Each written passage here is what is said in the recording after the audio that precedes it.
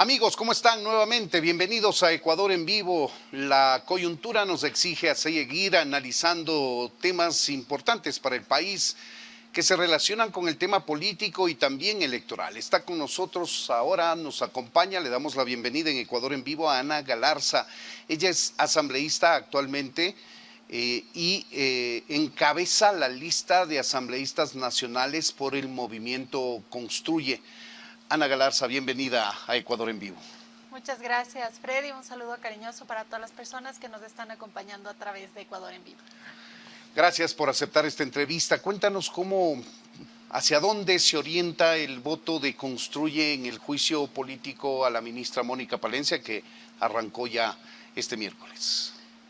Bueno, como asambleístas de la bancada de Construye no tenemos ni un solo comisionado en la Comisión de Fiscalización y por lo tanto nosotros consideramos que es importante poder escucharle a la señora ministra en los descargos que ella pueda presentar en el Pleno de la Asamblea Nacional sobre las pruebas de cargo que se han presentado en su contra. Específicamente a nosotros lo que más nos interesa es el tema de seguridad, que es algo que creo que a muchos ecuatorianos nos preocupa. Vemos cómo todavía continúan los secuestros, vemos cómo más de 100 personas privadas de libertad se han fugado en este periodo de gobierno. De hecho, una de las personas más significativas que se han fugado es alias Fito. No ha sido capturado alias Fito. Son temas que nosotros tenemos que preguntar y la ministra tiene ahora la oportunidad de responder, porque ese es nuestro rol fiscalizador. ¿No es cierto? Y dependiendo de esas respuestas de las autoridades y dependiendo de las respuestas de la señora ministra, a partir de eso poder tomar una decisión a mi criterio basada en si ha cumplido o no ha cumplido las funciones. Yo jamás me prestaría por temas netamente políticos a perjudicar o dar ventaja a ningún funcionario, sino basarme específicamente en el tema que estamos tratando y si es que ha cumplido o no ha cumplido. Eso es todo. Y respecto de la otra causal, la irrupción, o mejor dicho, la otra acusación, la irrupción de la policía a la Embajada de México en Quito para retirar de ahí a Jorge Glass y reducirlo a prisión donde está ahora actualmente. ¿Qué hay con ello? ¿Ese tema también está formando parte del análisis o no?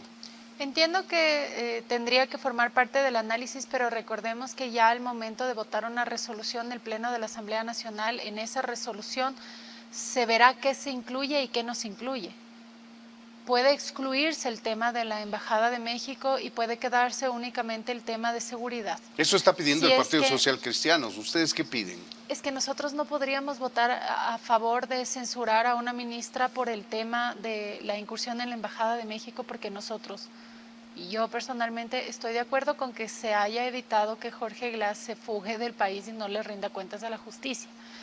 Y ya pasó ese tema en el juicio político de la canciller Sommerfeld. Esa era la única causal y definitivamente nosotros no podíamos dar paso a algo así. Esa era la única causal y nosotros sabíamos de sobra los descargos de la ministra Sommerfeld, que básicamente el descargo era evitar que se burlen de la soberanía de nuestro país, de la seguridad jurídica de nuestro país, de la justicia de nuestro país y que no campee la impunidad. Entonces, para nosotros es indispensable que el tema de la incursión en la Embajada de México sea excluido, pero el tema de seguridad tiene que rendir cuentas la señora ministra por el tema de seguridad, porque por más propaganda que haya intentando decir que en este momento la seguridad es lo máximo, la realidad es otra y eso nos preocupa. Nosotros no podemos quedarnos solamente en la esfera política, en el círculo rojo, en lo que digan los líderes de opinión o ciertos fanáticos de la línea de gobierno. A nosotros nos interesa lo que está pasando en la vida real y en la vida real, por ejemplo, es que hay 47 muertes violentas por cada 100.000 habitantes. En la vida real es que vemos que el índice de secuestros extorsivos ha ido en aumento, que hay personas privadas de libertad que se están fugando de las cárceles. Y estos detalles, estas cifras, probablemente el ciudadano común no conozca, pero nosotros tenemos que pedirle cuentas a la ministra como autoridad en nuestra facultad y ella en la obligación de respondernos. Por lo que escucho, personalmente, usted se inclina por la censura y destitución. No podría decirle eso porque primero tengo que escuchar qué es lo que ha hecho la ministra frente a esta situación que se está viviendo. Si es que la ministra en efecto ha hecho todo lo que esté en sus manos, en lo humanamente posible, eso se tiene que analizar. Pero si es que vemos que ha habido algunos temas, ya sea de acción o de omisión, que han dado paso a que estos índices de inseguridad no solamente que se mantengan, sino que en algunos delitos, ciertos delitos incluso crezca, eso también es un tema que se tiene que analizar. Hablemos de números, Ana. ¿Cuántos legisladores son de Construye y esos votos irán a favor o en contra de la censura? Bueno, en este momento somos 11 legisladores de la bancada. Lo que nosotros hemos sostenido es que hay que votar en unidad después de un análisis, después de un consenso. Y básicamente, más allá de si hay o no hay los votos para la censura, es tener una profunda reflexión técnica, objetiva, de si se están cumpliendo las funciones o no se están cumpliendo las funciones por el bien de la seguridad del país, porque el discurso de la patria o la mafia que quieren tomarse el gobierno, la verdad es que es sinvergüenzas con todo respeto, porque quien votó por darle al correísmo la comisión de fiscalización fue el gobierno. Quien votó por entregarle la primera vicepresidencia de la Asamblea Nacional al correísmo fue el gobierno. La ministra Palencia tiene como asesores al abogado de Jorge Glass. Es su asesor, está en el rol de pagos que pagamos todos los ecuatorianos. Fausto Jarrín, ¿se refiere usted? No, Fausto Jarrín está en otro espacio inclusive, y él era abogado de Correa. ¿Ya? Entonces, esos tal vez son los detalles que la ciudadanía no conoce y que por supuesto el gobierno en un tema de comunicación política quiere verle la cara al anticorreísmo, haciéndole pensar que es anticorreísta cuando tiene como asesores a los abogados de los correístas máximos, como por ejemplo Rafael Correa en sí mismo y el mismo Jorge Glass. Entonces, probablemente ese discurso quieran calar en los ciudadanos que no conocen este tipo de detalles, pero a nosotros no nos pueden ver la cara. Yo no me olvido que fue ADN quien en el informe del asesinato de Fernando Villavicencio les lavó la cara a los presuntos autores intelectuales, y fue ADN con el correísmo quienes dijeron que la muerte de Fernando Villavicencio era un delito común. Entonces son esos detalles que son realidades que no podemos esconder. ¿Y qué hay entonces del pacto, o si usted quiere acuerdo, entre el Partido Social Cristiano, ADN y Construye?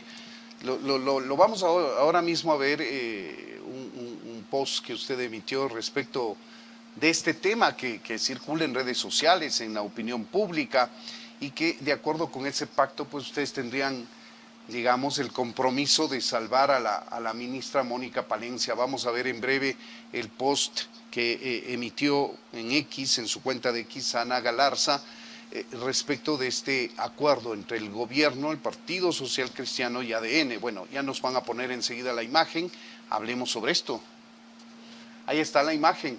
Nosotros no hemos hecho ningún pacto con nadie, sí coincidimos con otros bloques en una postura de que la inseguridad en el país está peor, no es más que una coincidencia. Debemos señalar los errores de Noboa y eso no significa que seamos aliados a los otros. No hemos hecho alianza ni pacto como sí hizo Noboa con Revolución Ciudadana. Por eso entregó la comisión de fiscalización al correísmo y ahora el correísmo tiene la presidencia de la Asamblea también. Esto, entre otras cosas, es lo que usted dice en su post. Entre otras cosas, lo que dice en el post es lo claro, lo que acabábamos de hablar, que fue ADN quien sí pactó con el correísmo. Ustedes no. Pero por supuesto que no.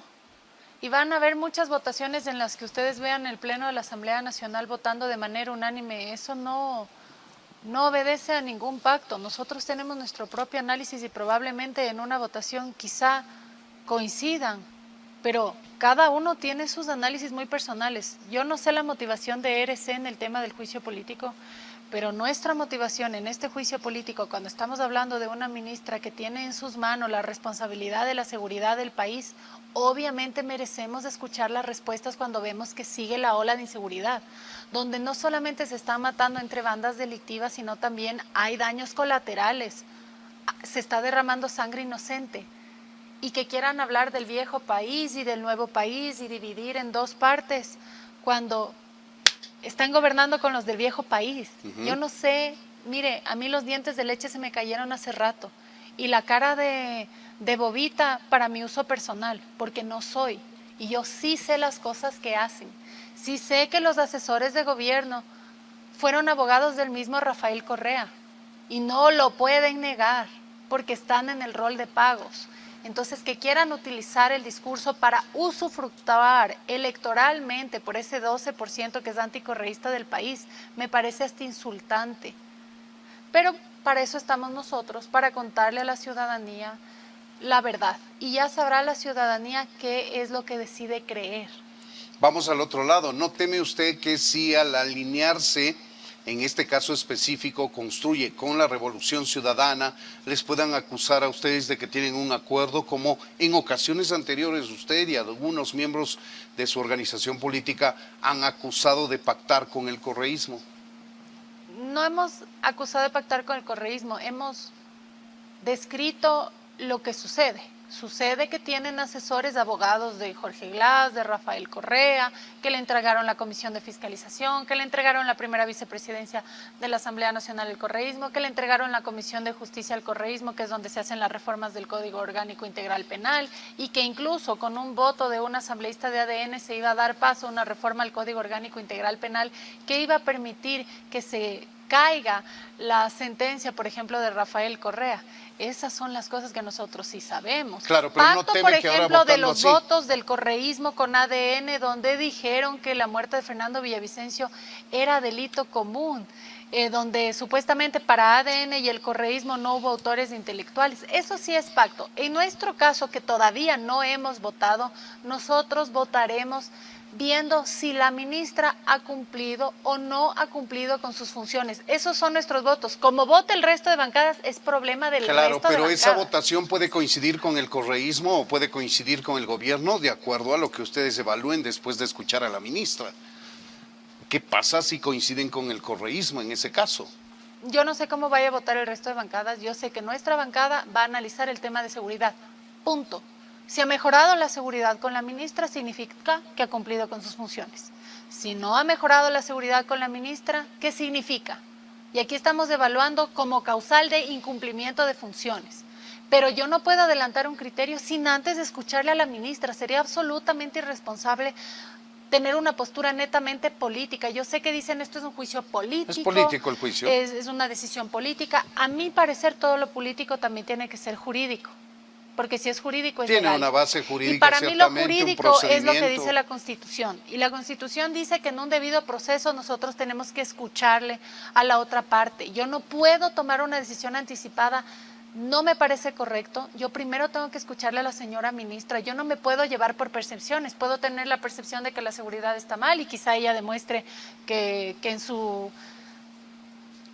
su ministerio, ella al frente del ministerio, pues han tomado A, B, C, D, E, X, Y acciones y que han hecho todo lo humanamente posible. Solamente ahí podremos decidir, pero no quieran llevarme al simplismo de que, si voto de esta manera es porque es correísta, si vota de esa manera es porque es anticorreísta. Estoy harta de esos análisis tan simples, tan pueriles. Hay análisis mucho más profundos, mucho más técnicos y mucho más responsables. Y a mí lo que me importa es ser responsable. Ahora, tomando en cuenta la coyuntura nacional, el punto de vista de Construye, dice usted, va a depender de lo que diga o deje de decir la señora ministra, pero usted personalmente y su organización política han observado una actitud crítica, y eso no es una crítica hacia ustedes, está muy bien, para eso están los legisladores. Eso nos deja colegir a nosotros, a este periodista, que hay una inclinación más bien a favor de la censura a la ministra, más aún cuando ha habido enfrentamientos verbales del propio presidente contra María Paula Romo, por ejemplo. Es que eso sería llevarlo al ámbito personal y sería una inmadurez política. Pues son cosas que influyen, ¿o no? Es que sería una inmadurez. Nosotros tenemos que separar lo personal del ejercicio de nuestras funciones. Y el ejercicio de nuestras funciones no obedece a afectos o desafectos. El ejercicio de nuestras funciones tiene que obedecer a temas netamente técnicos y lo que se ha hecho, lo que no se ha hecho, sea por acción, sea por omisión. A nosotros lo que nos importa es que este gobierno cumpla con lo que ofreció. Nos ofreció que nos iba a ayudar en temas de seguridad, quiero saber si se cumplió. Nos ofreció que no iba a haber apagones en el debate presidencial, vayamos y revisemos. Yo quiero saber si eso se está cumpliendo, porque ¿qué pasa en las campañas políticas? Y esta no es una observación únicamente hacia el presidente. Lo que pasa en las campañas políticas es que ofrecen ciertas cosas para ganar la simpatía de los votantes, alimentan la esperanza, al momento que llegan al poder no cumplen y lo que hacen es echarle la culpa a gobiernos pasados. Yo sé que sí tenemos que señalar los errores, pero para no repetir esas historias, porque quien no recuerda el pasado es susceptible a repetir los errores que se dieron, pero más no para lavarse las manos y seguir incurriendo en ese tipo de justificativos cuando el país lo que necesita es respuestas. Y como respuestas necesita el país, justamente por eso nosotros hemos sido, pese a las actitudes infantiles del gobierno, sí hemos tenido la madurez de darle gobernabilidad, porque con nuestros votos ha aprobado todas las leyes del presidente que ha enviado a la Asamblea Nacional. Eso sí lo hemos hecho. Mire, ¿qué pasó en la campaña presidencial, en el debate presidencial o cuando iba a visitar los territorios? El señor presidente decía que no va a subir los impuestos, que los va a bajar. Y lo que hizo fue llegar y subir los impuestos. Ya vamos a hablar de eso, ya vamos a hablar de ese tema, a pesar de que el expresidente Lasso también dijo lo propio y tampoco lo cumplió. Y eso está mal. De acuerdo, pero hablemos de la postura crítica suya, de su organización política respecto del gobierno actual. E insisto, no está mal, es el papel que deben tener los legisladores fundamentalmente para el tema de fiscalización. Le invito a usted, Ana, y a los amigos que nos siguen a escuchar una de sus intervenciones en el programa Políticamente Correcto sobre la improvisación del gobierno. Veamos. Bueno, si algo nos han dejado como experiencia los anteriores procesos electorales es que quienes parecen los absolutos ganadores no terminan siendo los ganadores.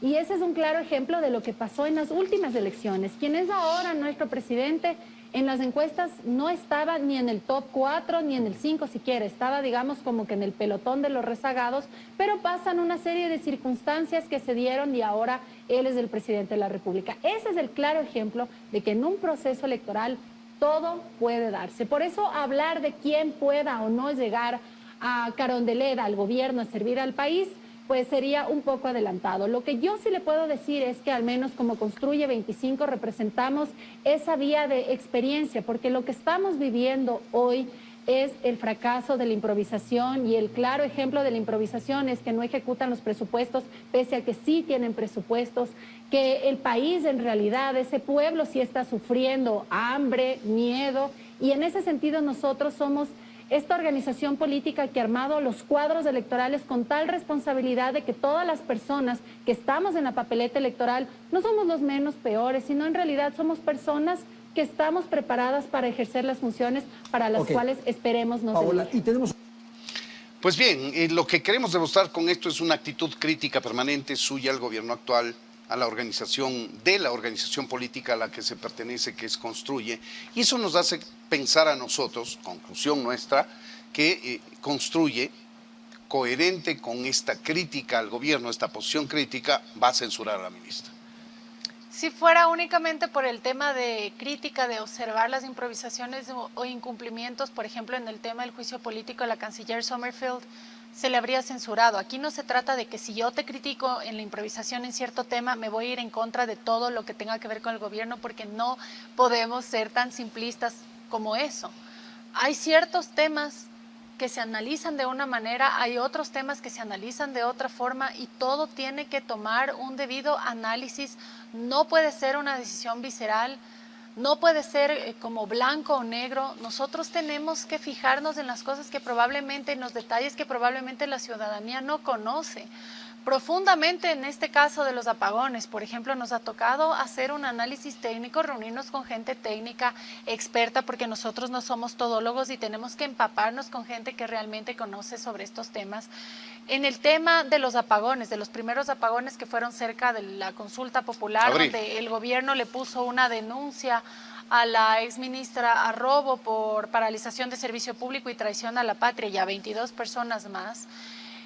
Obtuvimos información a través de nuestros pedidos de información que desde el año pasado se avisaba que iba a haber estiaje en ese entonces y hoy por hoy, y se adelantaron procesos para la contratación de una barcaza. Ahora tenemos una barcaza, pero ya habían adelantado procesos para la contratación de una barcaza que este gobierno, el presidente Daniel Noboa, dio de baja y que pudo haber llegado antes y que pudo haber evitado que tengamos este desfase en el tema de generación eléctrica en algo, porque claro que no podría tal vez abastecer para todo lo que se requería, pero ese tipo de cosas solamente, ese tipo de decisiones solamente puede tomar un improvisado, porque si ya tenías adelantado los procesos para evitar que tengamos apagones, ¿cómo das de baja esos procesos? Los apagones no son tan simples como, ay, se fue la luz, los apagones representan despidos, los apagones representan quiebras, los apagones representan más inseguridad, los apagones representan un estancamiento en el desarrollo del país.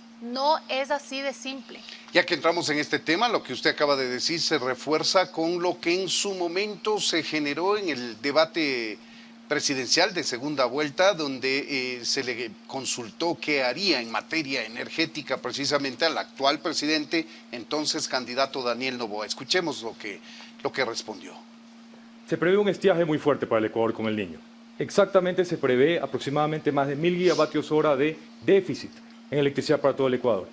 ¿Cómo vas a arreglar ese problema? ¿Cuánto te va a costar? ¿Y en qué tiempo lo vas a ejecutar? 45 segundos, candidato Noboa, para su respuesta. Lo vamos a ejecutar en 9 meses y vamos a invertir en la transmisión eléctrica. También tenemos ya un preacuerdo con el gobierno de Israel para almacenar y purificar y tener reservas de agua limpias para el siguiente año después del Niño, porque el Niño genera pues exceso de agua, pero el siguiente año después del Niño genera sequía. Entonces, para no tener 2 años malos, debemos de tener un plan para no solo el año del Niño, sino el año siguiente. Ahí tiene Ana Galarza lo que dijo en su momento el presidente Daniel Noboa. Y nos creímos. Hay un dicho que se utiliza, que no tiene la culpa sino quien le hace compadre. Yo no vuelvo a caer en esas mentiras. Muchos creímos que sabía lo que tenía que hacer. Ahí daba muy fresco, muy tranquilo, muy solvente, muy suelto, que ya tenía pensado, que ya tenía un preacuerdo con el gobierno de Israel y que en 9 meses, ¿cuántos meses vamos ya de gobierno? 11 casi. 11, pero dijo que en 9 meses. Entonces, ¿por qué nos mienten? ¿Nos mienten o hubo improvisación o falta de conocimiento, falta de gestión? Las dos cosas. Y el resultado de esto, en cambio, es una suerte de baratillo de ofertas, una suerte de anuncio de regalos y concesiones que está haciendo el presidente Daniel Noboa y que queremos compartir con usted, Ana, y con los amigos que nos siguen ahora mismo. Vamos a ver enseguida. Es esta postura, esta posición del presidente Noboa de reducir, por ejemplo, el pago de la planilla de consumo eléctrico, o más aún, regalar el consumo hasta 180 megavatios. Vamos a verlo ahora, nos informan que está listo.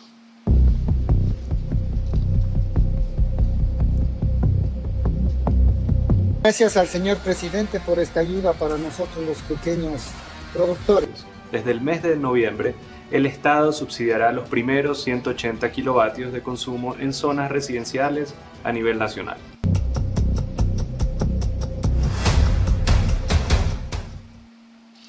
Ahí tienen algunos ejemplos de esta actitud que la podríamos calificar como populista, Ana.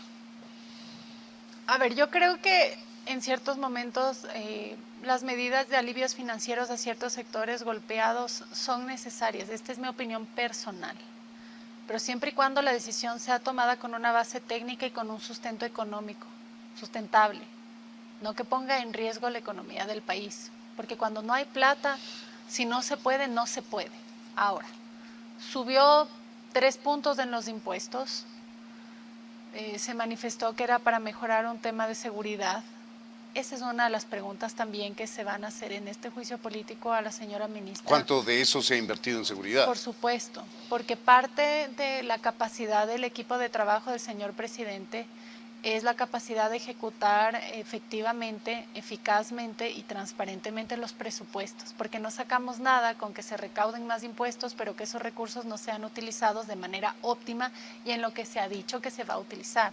La gente desesperada por el tema de inseguridad, incluso hubo sectores que estuvieron de acuerdo que se les suba los impuestos. Este es un sacrificio al bolsillo, un sacrificio económico que la gente lo asumió como la única posibilidad de que el Estado pueda tener los recursos suficientes para combatir esta guerra interna que tenemos con las mafias.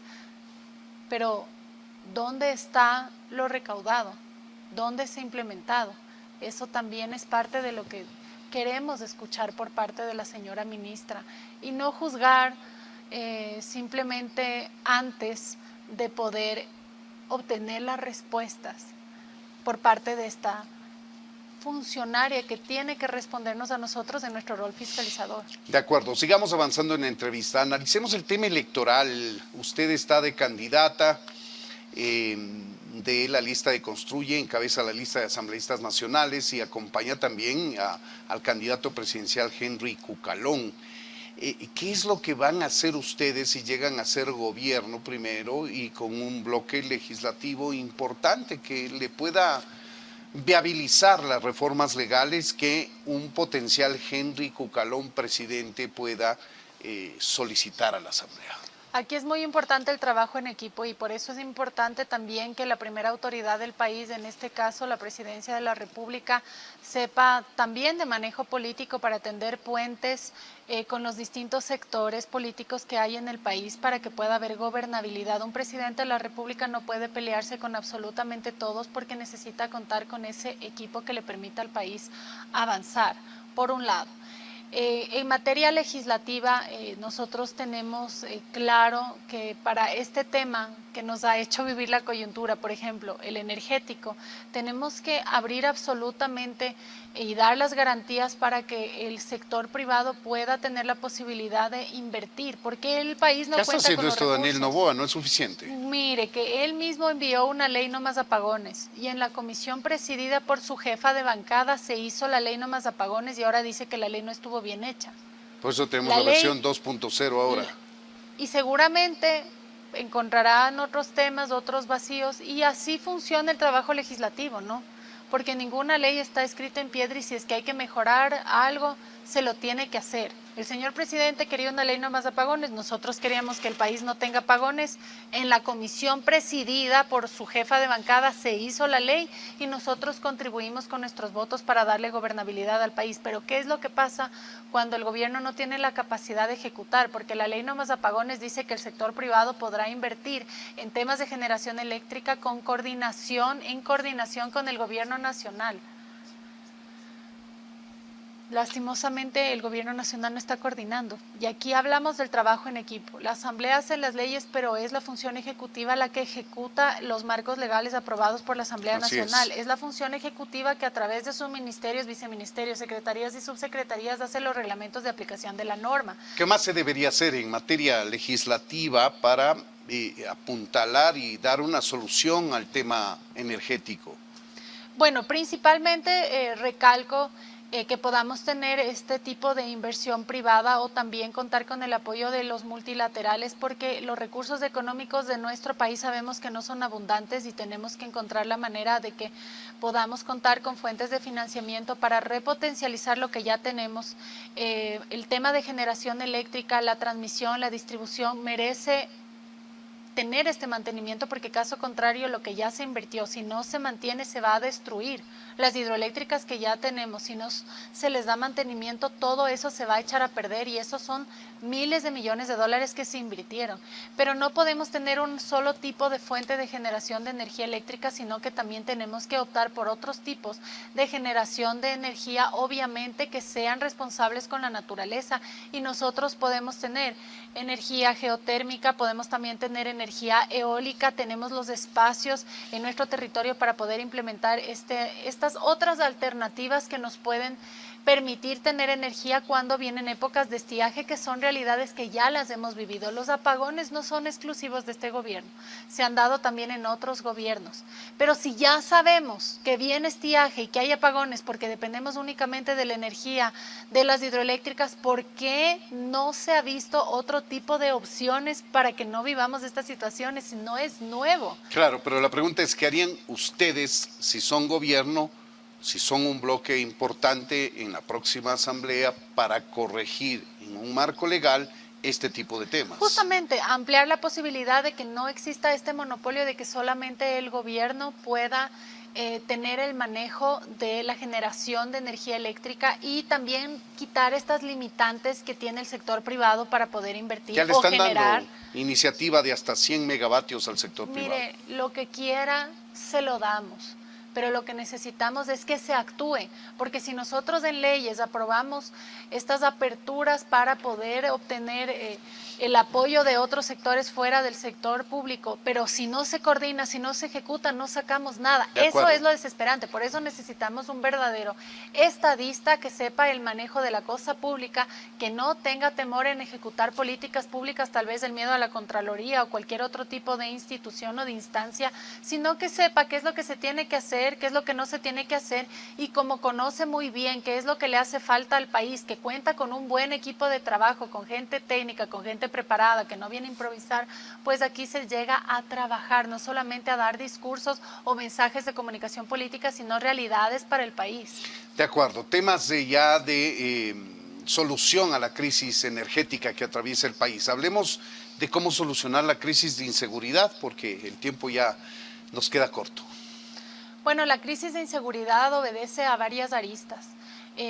Vemos que hay sectores abandonados, no solamente por este gobierno, sino por el Estado durante muchos años, donde viven en absoluta pobreza, donde el hogar está compuesto probablemente por un padre que tenga problemas con abuso de sustancias, probablemente igual la madre, el padre esté trabajando con grupos de delincuencia organizada, por ahí el niño, niña o adolescente prueba algún tipo de sustancia psicotrópica, se hace adicto, como no tiene cómo pagar, se convierte en un trabajador de los grupos de delincuencia organizada. Como son menores de edad, son inimputables, entonces son a ellos a los que les mandan como gatilleros para cometer los sicariatos. Entonces, por un lado tenemos que prevenir este tipo de realidades que les hacen susceptibles a inmiscuirse en este tipo de actividades delictivas gravísimas que están hundiendo la seguridad de nuestro país. Pero por otro lado, las personas que ya han elegido vivir en este tipo de actividades ilícitas tienen que ser sentenciadas y juzgadas con toda la rigurosidad de la ley, y es por eso que incluso nosotros desde la Comisión de los